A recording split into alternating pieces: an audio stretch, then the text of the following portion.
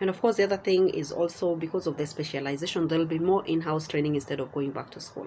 So probably the masters, the PhDs, they will not be so relevant in future. It will be about specialization and being an expert in something. Because in the future of work, people who are specialists are the ones who will be earning more. And they're the ones who will be most in demand.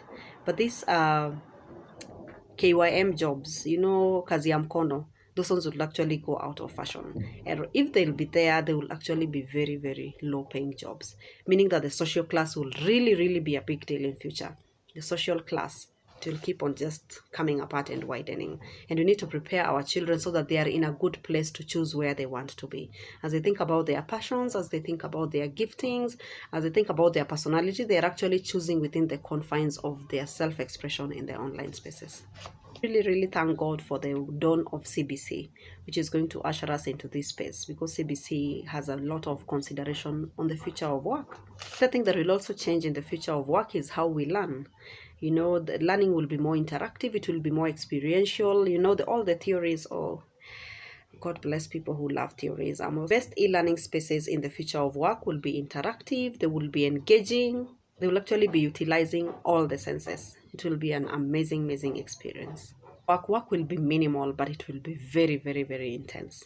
And that is why we need to also build the resilient factor in our children, to just realize it will be mentally intense, sometimes emotionally intense, sometimes physically intense, but it will be minimal. Hizo stories are kwendanga kwa ofisi and then you hang your coat and leave, those ones will actually be out. And that is why in the future of work, the other thing that will also change is how people are employed, because people will be paid for work done. That is actually something that is called the gig economy, where you come, do your gig, get your pay, bye. And you realize that the current generation, especially the Gen Z, they're actually adapting to that.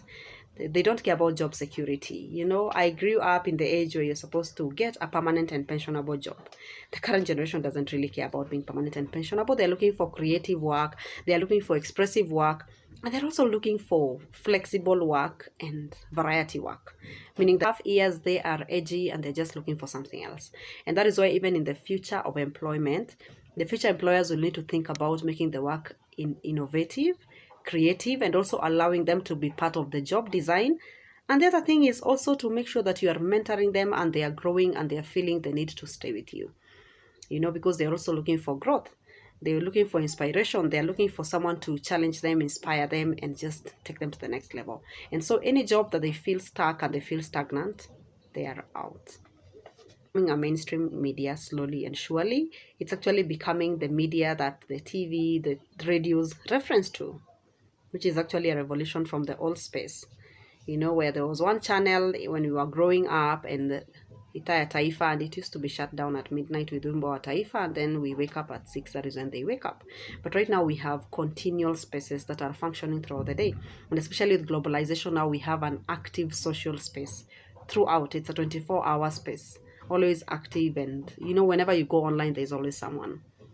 So in the future workspace, social media will also be utilized big time for learning and for working. Apps will actually be integrated with HR, with ERP, with CRM. It will be an integrated workspace as well. So the companies will create, but the users are the ones who will be implementing these spaces and making sure that they are functioning.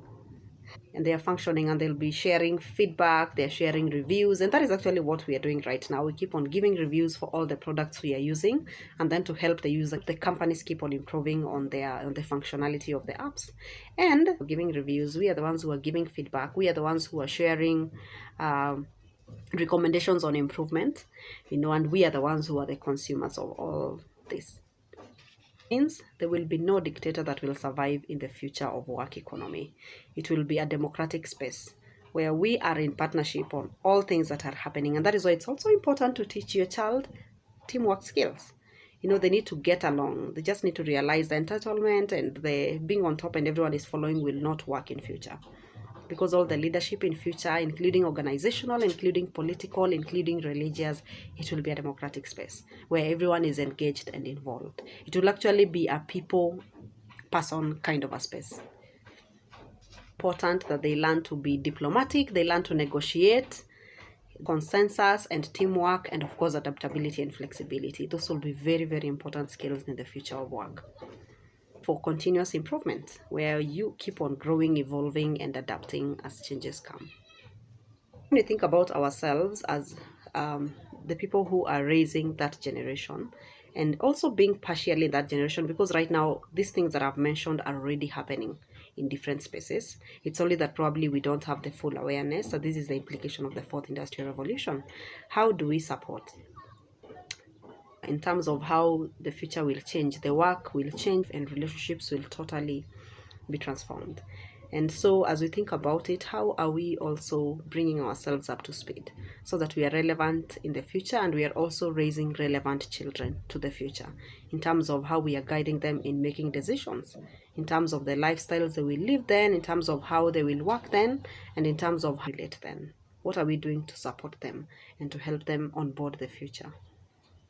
That we must also do is to involve the stakeholders, especially the people who are at the policy making level, the people who are making decisions. How are we involving the people who will be living in the future? Are we involving children? Are we involving youth? Because those are the dreamers and the visionaries.